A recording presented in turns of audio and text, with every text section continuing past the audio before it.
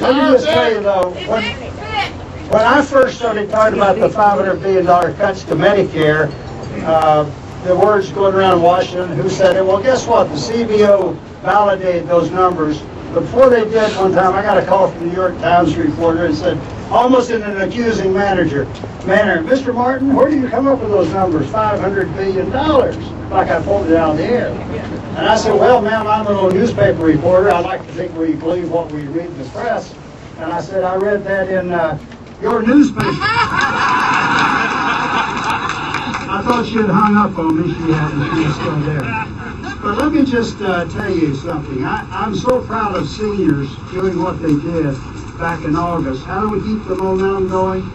It's people like Americans for Prosperity and Teresa who are out here doing the grunt work with all you folks.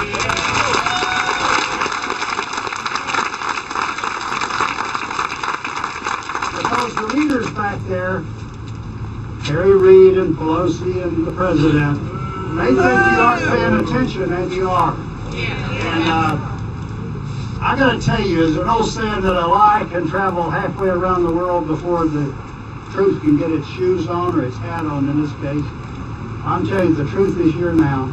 We're putting the wood to that lie, that canard. I hate to call him a liar, an old-fashioned canard. That there's not another dime being spent. It's not going to cost you anything. Nobody's going to come between you and your doctor. And it's not going to be a cuts to Medicare. That is a canard. We know it. So we got to keep their feet to the fire. That's what we have to do. And you folks are the ones.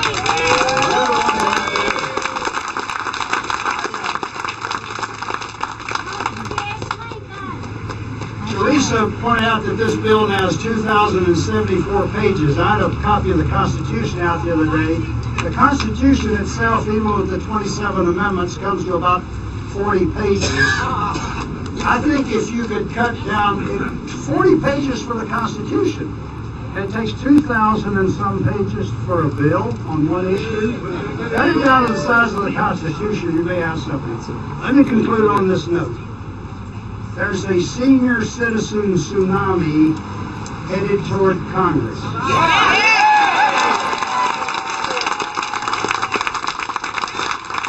And unless that tsunami subsides, there are going to be an awful lot of folks. They're going to be flooded. I can't say they'll be defeated. I can't call for the election of the defeat of anybody.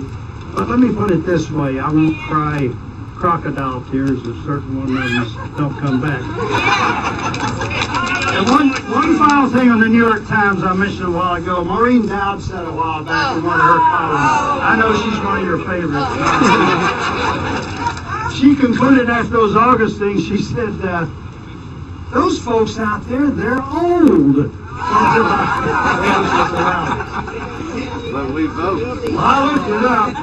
And Maureen, though you're only 58, if you're lucky, someday you too will be old, and we'll welcome you to the 60 Plus Association.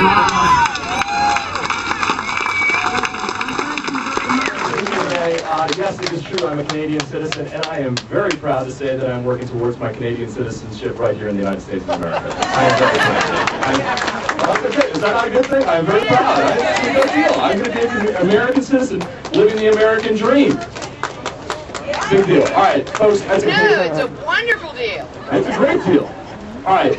As a Canadian citizen, I often get the question, it must be great to live in a country or have lived in a country that has free health care.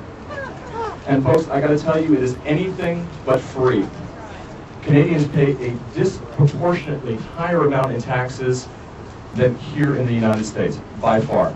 In the province of Quebec, where I am from, the first $38,000 is taxed at a rate of 28.5%. 28.5% on your first 38. All right? And that goes up to a rate of 48.2% if you make a combined household income of $126,000 or more. Combined household income, you get taxed at a rate of 48%. And that doesn't even include the 13% sales tax. 13% sales tax.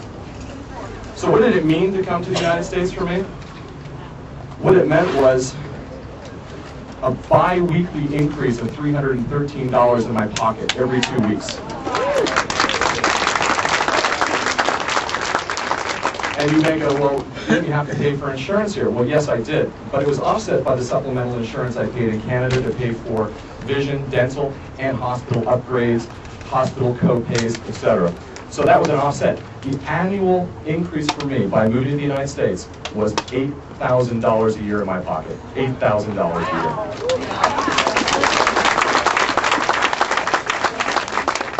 Secondly, as a small business owner, my wife and I own a restaurant in Memphis, Tennessee, right downtown, right across from the Peabody Hotel.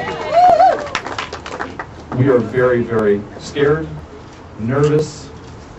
We are biting nails at this point. We pay for health care for our managers.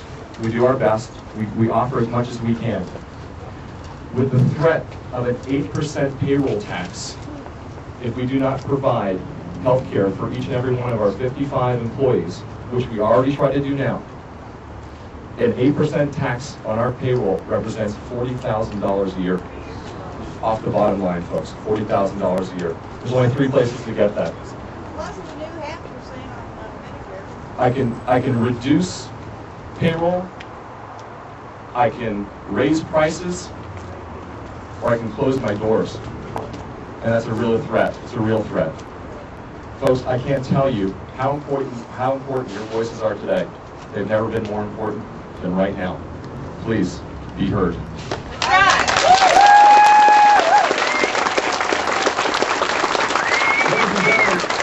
is my honor and privilege to introduce you, Mr. Dick Morris.